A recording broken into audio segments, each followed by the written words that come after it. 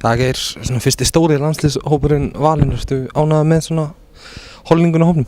Já, ég svona nokkurn veginn 100% sáttur með þetta, eins og kannski við fram með að koma með Alexander, að hann ekki með okkur og Snorri middur, og þetta svona tveir reynslu miklir drengir, öflugir, hafa margoft gengið í gegnum þetta sem við erum að fara að ganga í gegnum núna, og ég hefði klárlega vilja hafa þá, en þetta bara staðan, og við verðum bara að taka því, og þeir sem að leysa þá á hólmi verða bara einfaldlega að leysa það, og ég hef fulla trú á því. Áttu von á því að Alexander eigi eftir að klæðast landsliðstreyjunni aftur? Já, ég held að maður skuli aldrei segja aldrei, það getur alltaf verið svo von að hann taki allavega einhverja leiki, hvort sem það þá hans loka leikir eða hvað, og hann verður svo sem bara sjálfur að svara fyrir það. Það náttúrulega búið að vera ákveðin lagð á landsliðinu, finnur þú fyrir svona aukinni pressu vegna þess, fyrir þessa leiki?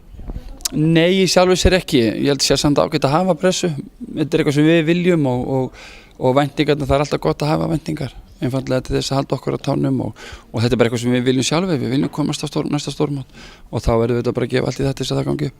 Við náttúrulega spilum 2 æfingaleiki við þetta lið í janúar, töpum einum unnum einn, en svona með okkar allra besta lið með eitthvað undir, þá þetta lið sem við eigum að vinna.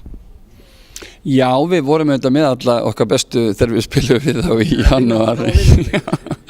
Já, en þetta hvað sýnd við henni ekki gefin, það bara einfaldlega þannig, þetta mjög gott lið, það sem svona positíft fyrir þá, þeir eru flestallir að spila í Portugal, það ekki nema 3 held ég af 20 manna hóp sem að spila erlendis, og þeir hafa svona mikið tíma til að koma saman, og það gæti svona spænskra áhrif í portugalskum handbolta í dag.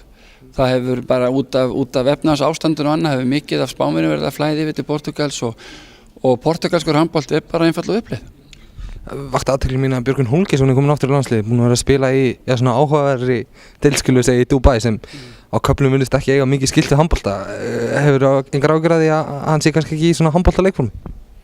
Nei, ég hef engar áhyggjur af því. Ef ég þekki hann rétt þá var hann í góðu standi, hann er góðu líkamlegu standi, og ég ræddi við hann, og deildin ný lokið úti, og hann hefur væntanlega verið að gera það sem þetta gengur út og að spila handbolta, þó að við vitum ekki nákvæmlega hvers konar handbolti hafi verið í gangi, en ég held að Björgvin, og ég er svolítið spenntur að sjá hann á æfingum hvernig hann lítur út, en Björgvin bara sér besta, hefur bara margt gott að bjóða. Rétt í lokin, það svona svolítið portugalskt þema þessa vikunni eins og við vorum að tala 2 handboltaleiki við Portugal og svo fótboltalandsliðið á EM. Verður þetta ekki alltaf 3 íslenskir sigrar? Jó, við skulum bara vona það. Það væri allavega ekki slæmt. Takk.